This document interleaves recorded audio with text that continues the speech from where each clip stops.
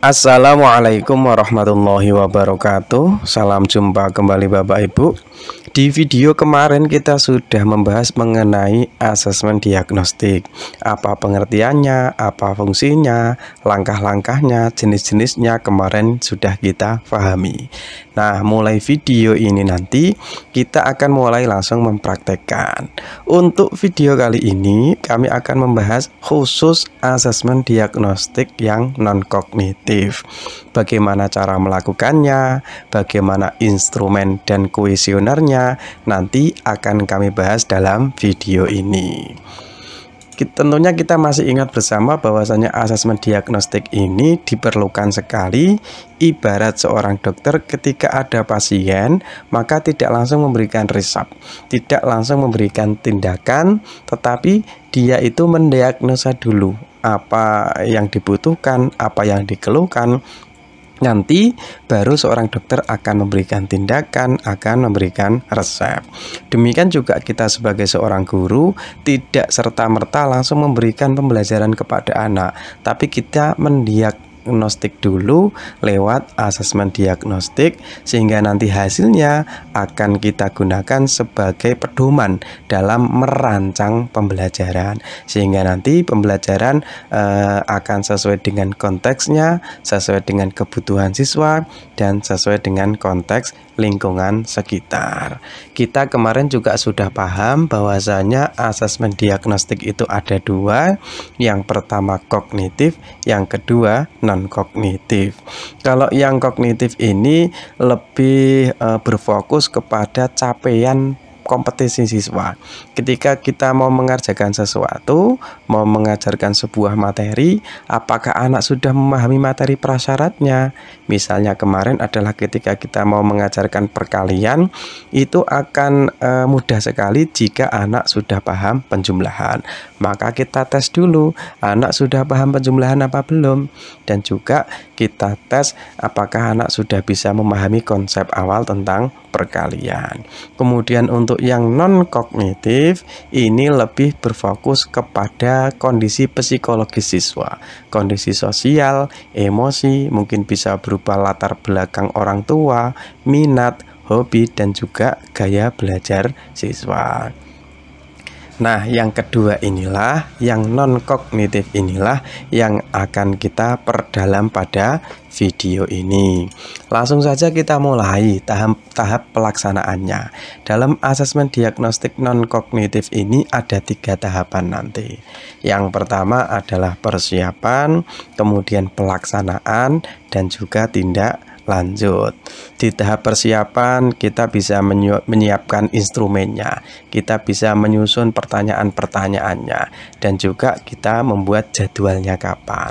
Instrumennya seperti apa nanti kita bahas dalam slide berikutnya. Kemudian setelah instrumennya jadi, maka kita akan memberikan kepada siswa nanti mengerjakan sesuai dengan jadwal yang sudah kita rencanakan.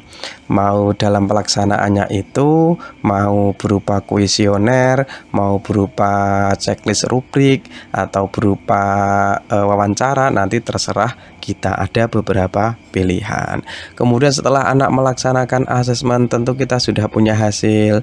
Hasil inilah nanti kita akan menentukan tindak lanjut, tindakan yang relevan terhadap kondisi siswa. Lebih jelasnya akan kita bahas satu persatu. Untuk tahap perencanaan, tadi kita akan menentukan instrumennya, menentukan jadwalnya. Ini hanya sekedar contoh Bapak Ibu, nanti bisa dipakai Bapak Ibu atau tidak dipakai juga boleh. Kenapa? Karena khusus yang non-kognitif ini bisa dilakukan oleh BK, bisa dilakukan oleh wali kelas, tapi nanti seandainya guru kok pengen mengadakan lagi juga silahkan. Seandainya semua mapel kok mengadakan asesmen diagnostik yang non-kognitif ini, tentu saja anak bosan. Kenapa? Karena soalnya mungkin juga sama, karena kan hanya pengen menggali kondisi psikologis siswa. Seandainya nanti sudah diwakili oleh BK, oleh wali kelas juga tidak masalah, karena kan juga hasilnya sama saja, karena kan hanya ingin melihat minat siswa, melihat gaya belajar siswa, sehingga nanti kita tinggal mencari mencari data, menanyakan data ke wali kelas atau ke BK. Tapi seandainya nanti dituntut untuk ada dokumentasi, nanti kita juga bisa membuat dengan format seperti ini. Waktunya kapan, tempatnya di mana, teknik pelaksanaannya seperti apa, apakah nanti wawancara, apakah mengisi angket berdasarkan lewat online pakai Google Formulir, nanti kita tentukan. Kemudian langkah berikutnya, ini adalah kuesionernya, ini adalah instrumennya. Paling tidak dalam pemetaan profil siswa yang non-kognitif itu ada 3 hal yang kita gali. Kita nanti fokus pada 3 hal ini Bapak Ibu. Yang pertama adalah minat siswa, yang kedua adalah gaya belajar siswa, dan yang ketiga adalah profil orang tua. Minat siswa ini adalah hal yang disukai atau tidak disukai oleh siswa, baik di lingkungan sekolah maupun di lingkungan rumah. Kemudian gaya belajar adalah cara siswa memperoleh kenyamanan dalam proses belajar. Cara siswa mudah memahami pelajaran itu seperti apa. Nanti akan kita bahas lebih lanjut di slide berikutnya. Kemudian kalau profil orang tua, ini bisa berupa pekerjaan orang tua, bisa berupa pendidikan orang tua, dan juga bisa harapan orang tua terhadap anaknya. Mari kita perdalam lagi Bapak Ibu. Yang pertama, minat siswa. Kenapa kita perlu memahami minat siswa? Dengan kita nanti mengetahui minat siswa, kita nanti dapat menentukan jenis tugas yang akan kita berikan kepada anak-anak. Karena kan minat anak kan beragam. Mungkin ada yang suka musik, ada yang suka menggambar, ada yang suka bercerita. Nanti dari asesmen tersebut, dari kuesioner tentang minat ini, nanti kita bisa memetakan mana anak-anak yang saya tugas dalam bentuk poster, mana yang dalam bentuk membuat lagu, mana yang dalam bentuk menulis cerita. Kenapa? Karena dengan adanya beragam jenis tugas yang tidak seragam, tapi kita sesuaikan dengan minat siswa, maka nanti akan membuat siswa lebih bersemangat karena sesuai dengan minatnya. Sehingga karena ada rasa senang, karena ada rasa keikhlasan, maka tentu saja akan berpengaruh pada pencapaian yang optimal. Lalu apa saja tuh yang akan kita tanyakan dalam minat siswa ini? Paling tidak ada 6 Bapak Ibu. Nanti bisa ditambah atau bisa dikurangi. Yang pertama, pelajaran apa yang paling disukai. Yang kedua, pelajaran apa yang kurang disukai. Kemudian dia itu ikut ekstrakurikuler apa. Kemudian yang keempat, kegiatan di sekolah seperti apa atau yang membuat anak itu termotivasi. Kemudian yang kelima, hobi dan minat siswa, serta apa cita-cita siswa. Ini gambaran umum Bapak Ibu, nanti bisa didesain pertanyaannya seperti apa. Bisa boleh pertanyaan terbuka, bisa boleh pakai rubrik, kita sudah menentukan beberapa pilihan jawaban, nanti tergantung Bapak Ibu. Kemudian kita lanjut yang kedua tentang gaya belajar. Kita tentu sudah paham semuanya, anak itu gaya belajarnya berbeda-beda. Kalau kita mengajar hanya pakai satu gaya belajar, maka tentu kasihan anak-anak yang berbeda gaya belajarnya dengan kita. Maka kita perlu memahami gaya belajar masing-masing anak kita. Kenapa? Karena dengan kita nanti memahami gaya belajar siswa kita, maka kita nanti bisa memenuhi semua kebutuhan belajar siswa. Kita kenal ada 3, ada auditori, ada visual, ada kinestetis. Ada anak yang suka dengan pembelajaran, dia nyaman dengan pembelajaran, dia mudah memahami pembelajaran dengan cara membaca, dengan cara melihat gambar-gambar, dengan cara dibuat gambar yang warna-warni. Itu kecerdasan visual. Ada juga anak yang paham pelajaran, nyaman mengikuti pelajaran ketika dia itu mendengarkan cerita, ketika dia itu diiringi dengan musik, ketika dia itu dibuatkan sebuah lagu. Itu auditori. Dan ada juga, mungkin ini juga banyak sekali anak yang nyaman belajar ketika dia itu bergerak. Makanya kadang di kelas kita ada anak yang tidak nyaman duduk, suka lari ke sana kemari karena mungkin tidak kita penuhi kebutuhannya, karena dia punya gaya belajar kinestetis, yaitu suka dengan gerak. Kalau dia duduk lama-lama ndak nyaman, pokoknya beberapa menit dia harus gerak. Makanya setelah nanti kita memahami gaya belajar siswa, kita bisa menyesuaikan pembelajaran yang bervariasi, yang memenuhi setiap kebutuhan siswa.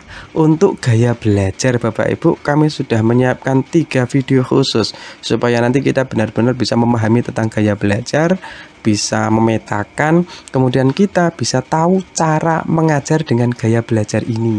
Anak yang gaya belajar visual itu sukanya seperti ini, cara mengajarnya seperti ini.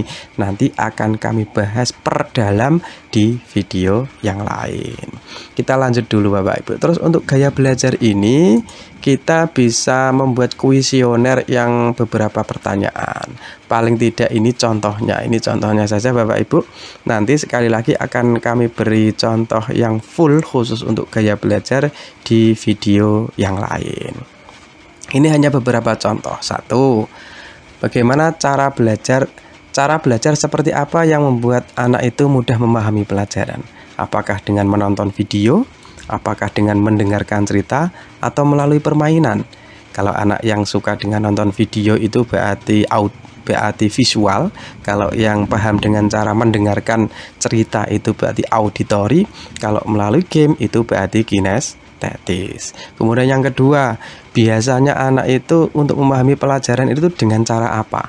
Apakah dengan cara mencatat, apakah dengan cara menggambar, atau dengan cara diskusi? Kemudian yang ketiga, kegiatan seperti apa yang membuat anak lebih fokus dalam kegiatan belajar?